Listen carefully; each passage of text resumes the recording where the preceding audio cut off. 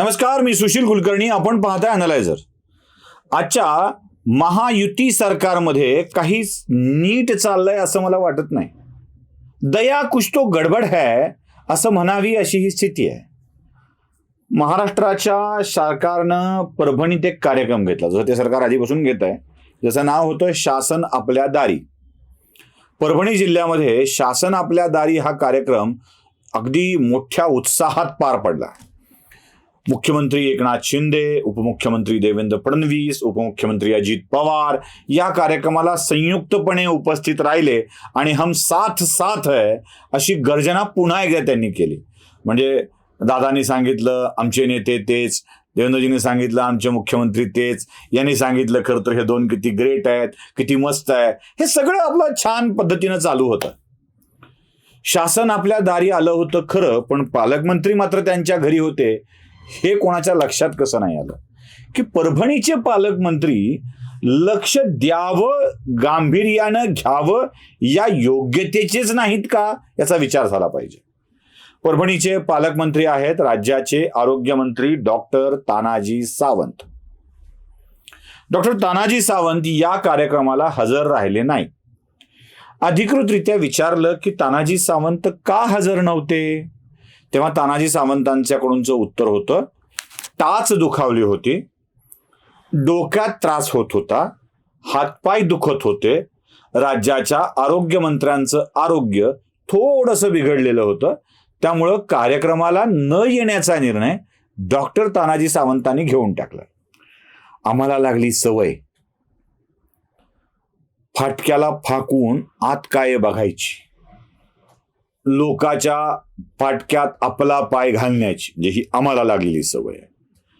महाराष्ट्राचे मुख्यमंत्री, उपमुख्यमंत्री, पालकमंत्री असलेल्या परभणी जिल्ह्यात येत असताना तानाजी सावंत टाच दुखायली, पाय दुखायलाय म्हणून कार्यक्रमाला गेले नाहीत असं तर शक्य होत नाही. आणि जिथे राज्याचे मुख्यमंत्री ताप असताना जाऊ शकतात तिथे सावंतांना का बरं त्यांनी बोलवलं नसेल.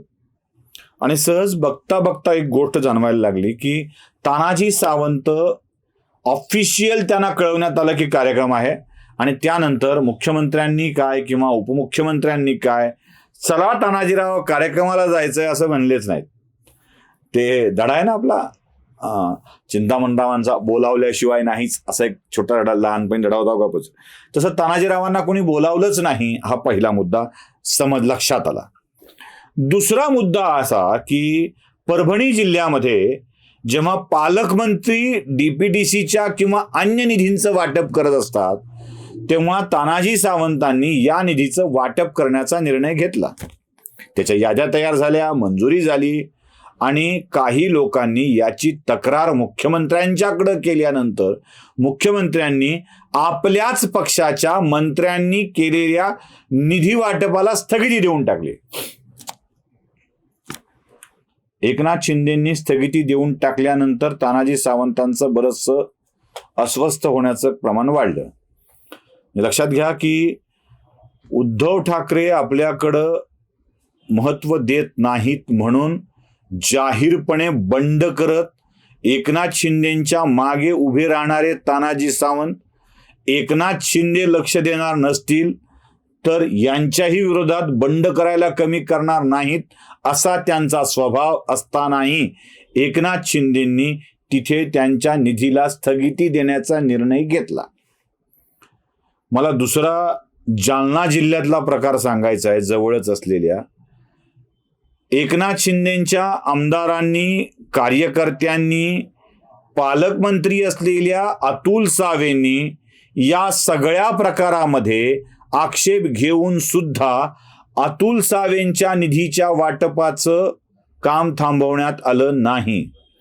म्हणजे अतुल सावेंनी वाटप केलेला निधी झाला फायनल. तक्रार होती शिवसेनेच्या लोकांची, आपल्याच लोकांची भाजपच्या मंत्र्याविरोधातली तक्रार एकनाथ शिंदे कानावे मागं टाकतात. भाजपच्या नेत्यांनी त्यांच्या पक्षाच्या मंत्र्याविरोधात केलेली तक्रार एकनाथ शिंदे गांभीर्याने घेतात आणि तानाजी सावंतांच्या निधीला स्थगिती देतात.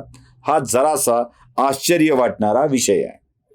म्हणूनच आम्हाला प्रश्न पडला होता, शासन आपल्या दारी हे खरं आहे, पण मंत्री का बरं आपल्या घरी, हा प्रश्न आपल्या सगळ्यांना पडल्याशिवाय राहत नाही.